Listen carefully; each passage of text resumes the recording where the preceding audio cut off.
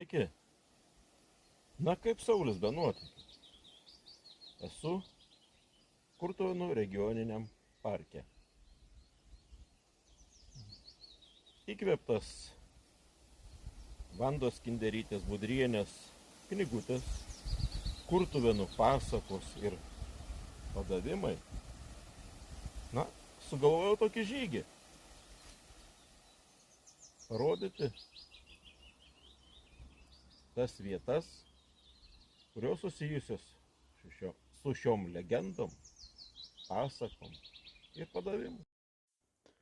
Daug padavimų ir legendų veikėjų veikia gražiame Lietuvos kampelyje Kurtuvėnuose, kurie garsūs savo senomis tradicijomis ir papročiais.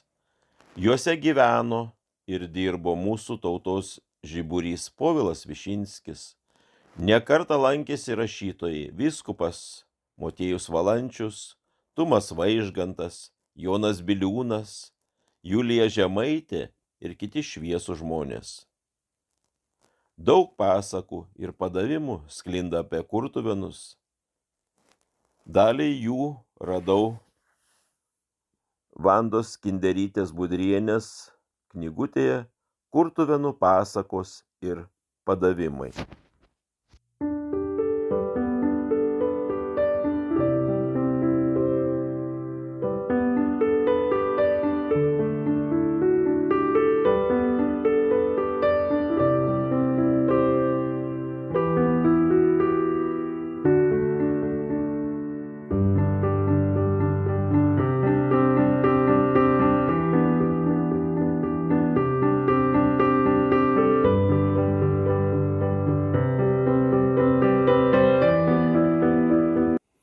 Dar viena liūdna pasaka apie nelaimingą meilę tarp baudžiauninko dukros Pumpurėlės ir grafaičio Vilfrido.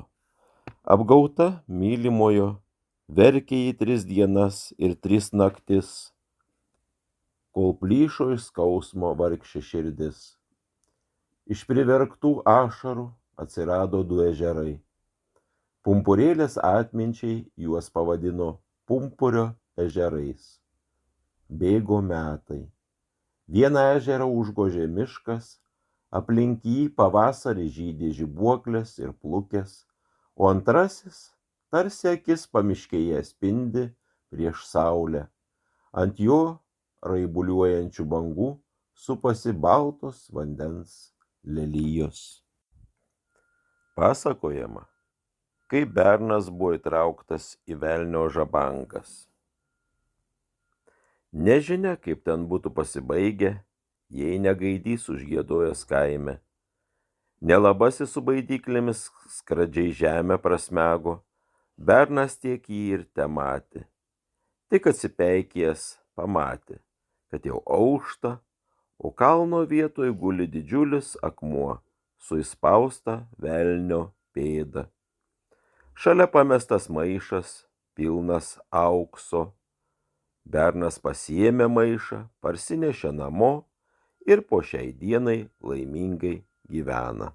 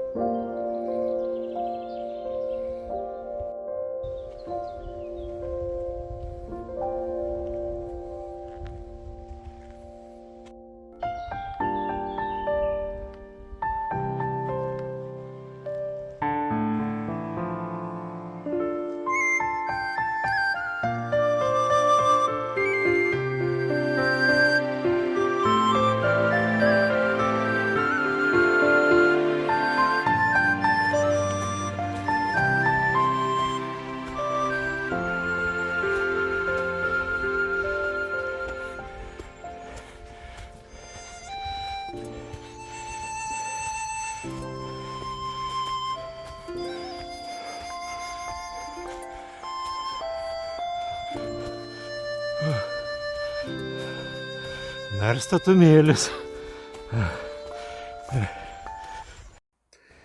Senų senovėje, neįžengiamuose Kurtuvėnų miškuose, gyveno milžinas vardu Girnis. Kai jis eidavo per mišką, patys didžiausi medžiai, tarsi menkiausios žolelės po kojomis linko. O kai atsiguldavo pailsėti, galvą pasidėdavo ant Šatrijos kalno, o kojas Kurtuvėnų žemėje. Jis turėjo bičiulį, patį mažiausią nykštuką, kuris gyveno tame pačiame miške. Šio nykštuko vardas buvo Kibilkštukas. Jiedu buvo labai geri draugai. Tik visa bėda, kad vienas kitą sunkiai tegalėjo žiūrėti. Mat milžinui Girniui, kuris siekė debesis, Kibilkštukas atrodė kaip vos žiūrimas vabalėlis, o nykštukas, tiesą sakant, tematė tik milžino didįjį kojos pirštą. Bet tai jų draugystei nekliudė. Vieną kartą milžinas grįžo iš tolimos kelionės, todėl buvo labai pavargęs. Kaip ir visada, jis atsigulė pailsėti ir užmigo. Miegojo 3 metus, 3 mėnesius ir 3 dienas. Per tą laiką vėtros ir vėjai prinešė jo klumpes pilnas smėlio ir žemė. O Kibilkštukas tuo tarpu visur ieškojo savo draugo ir, niekur negalėdamas surasti, ėmė šaukti: Girni, Girni! Ką? Pašokęs iš miego ir kratydamas žemės iš klumpių, atsiliepė milžinas. Tų žemių klumpėse buvo tiek daug, kad atsirado didžiulis kalnas. Žmonės pavadino tą vietą Girnikais, o kalną Girnikų kalnu.